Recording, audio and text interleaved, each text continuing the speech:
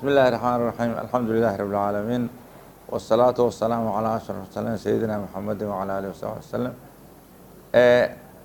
Soomaaliya iyo Somaliland waxa ku nool dad ka badan 150,000 oo qof oo indhala sanad walba waxa ku soo biira 15,000 oo cusub.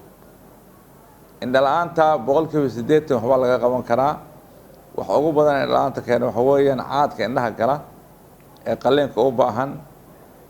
Qalliinkii waa isbedelay hadda qalliin casri ah noqday oo laser lagu qalo qofkuna wax dhaawaca aan la gaarsiinayn.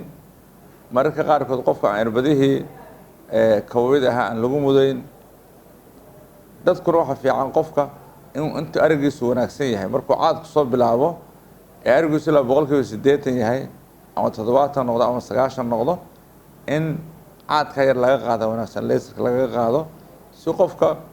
uu arig wanaagsan oo helo isla markaana dhibaatada iman lahayd caadkeen laha mustaqbalka uga badbaado waayo maalin waxa noo yimaada dad waaweyn oo da oo indhihii intuu caadi ku raagay biyo ku furay indhihii ka dhinteen daily maalin walba 2 qof 3 qof 4 qof oo indhihii ay ka dhinteen sabab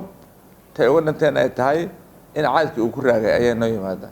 si marka taa looga hortago waxaan kula talin lahayn dadku intay wax arkayaan ee caadkoodu jilicsan yahay in loo sameeyo qalliinka sahlan ee laserka ah arigoodina 100% uu noqonayo wax dhibaato ay dhaawac kala aan lahayn. waxyaabo kale laanta kan waxa kamid ah xanuunka la galo koomaha oo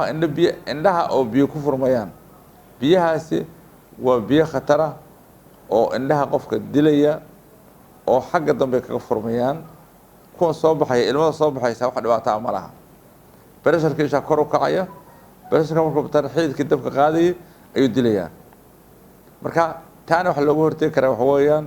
qofku in sanadkii ama 2 sano mar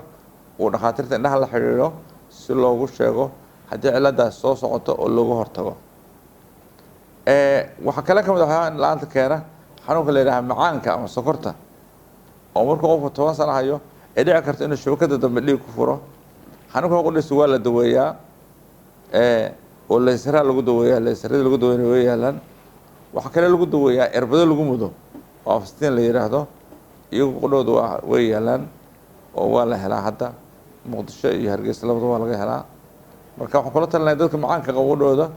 in ay la socdaan dhaqaatiirta indhaha markay 5 sano xanuunku ay hayo wixii 5 sano ka dambeeya ay dhaqaatiirta indhaha la socdaan si waqtiga munaasabka ah dawladda loo bilaabo karo loogu bilaabo inaasan ku soo gabagabeeyo billahi tawfiiq والسلام عليكم ورحمة الله وبركاته.